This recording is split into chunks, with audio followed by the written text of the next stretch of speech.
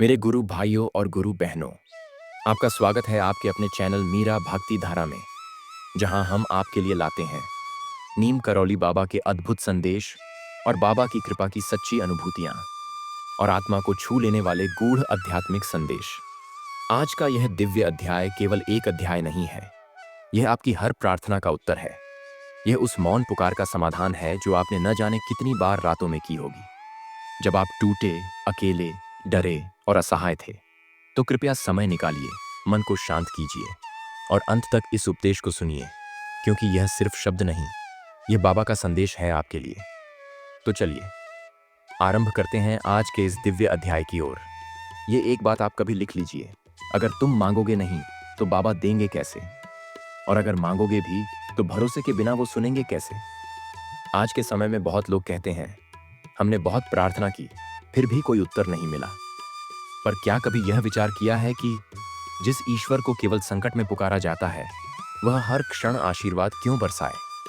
बाबा सर्वत्र विद्यमान है, किंतु उनका साक्षात अनुभव तभी होता है जब मन निर्मल हो और श्रद्धा अटूट हो। कई बार मन कहता है, हे बाबा, यदि आप हैं तो कोई संकेत दीजिए, किंतु जब संकेत आता है तो उसे संयोग समझकर अनदेखा कर दिया जाता है। यही भय का कारण है। कहीं ऐसा ना हो कि प्रभु के उत्तर को मात्र एक विचार समझकर खो दिया जाए, क्योंकि बाबा ऊंचे स्वर में नहीं बोलते, वे तो बस चुपचाप जीवन की दिशा मोड़ते हैं। और जब जीवन में ऐसा मोड़ आता है तो जान लीजिए, कोई अदृश्य कृपा साथ चल रही है। प्रार्थना, शब्दों से परे की यात्रा। प्रार्थना वह शक्ति है जो मानव को टूटी हुई आशाओं के अंधकार से निकालकर श्रद्धा और प्रेम के प्रकाश में ले जाती है। नीम करौली बाबा कहते हैं, पुत्र, क्या कभी हृदय से भगवान को पुकारा है। जब कोई प्रार्थना करता है तो वह स्वयं को उस परम सत्ता के समक्ष अर्पित कर देता है, और जैसे ही मुख से निकलता है, हे प्रभु, उत्तर उसी क्षण प्रारंभ हो जाता है। लोग कहते हैं, प्रार्थना का फल नहीं मिला, किंतु वास्तविकता यह है कि उत्तर तभी मिलता है जब भीतर विश्वास जागता है। यदि कोई याचना करते समय स्वयं को उस योग्य नहीं मानता, तो सृष्टि भी उसे वह कैसे प्रदान कर सकेगी। जैसे वृक्ष को फल तभी मिलते हैं जब उसकी जड़ें भूमि से जुड़ी हों, वैसे ही प्रार्थना तभी फलीभूत होती है जब वह श्रद्धा और समर्पण से जुड़ी हो।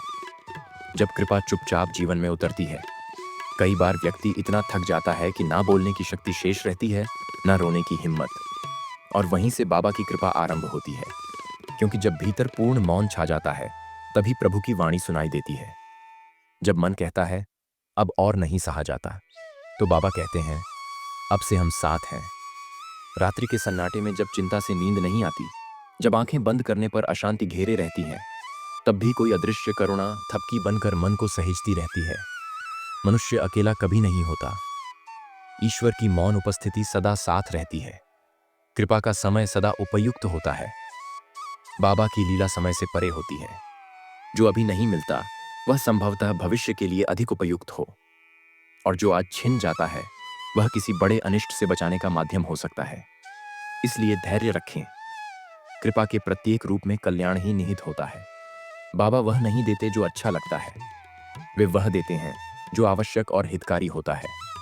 यदि जीवन में किसी वस्तु से वंचित किया गया है तो विश्वास रखें, या तो वह वस्तु उचित नहीं थी, या उसका लाभ आज की आत्मा के लिए उचित नहीं था। प्रार्थना करें हृदय से, मौन होकर।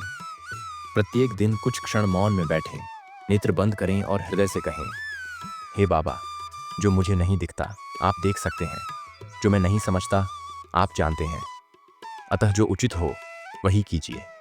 मैं पूर्ण समर्पित हूं। यही समर्पण सच्ची प्रार्थना बनकर दिव्य मार्ग खोल देता है।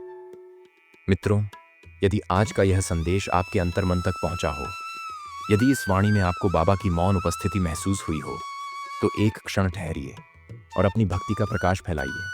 कमेंट्स में केवल इतना लिखिए, जय सीताराम, क्योंकि कभी कभी एक शब्द किसी बिखरी आत्मा को फिर जोड़ सकता है, किसी टूटते विश्वास को फिर से जगा सकता है, और किसी को यह एहसास दिला सकता है कि बाबा अब भी हमारे साथ हैं।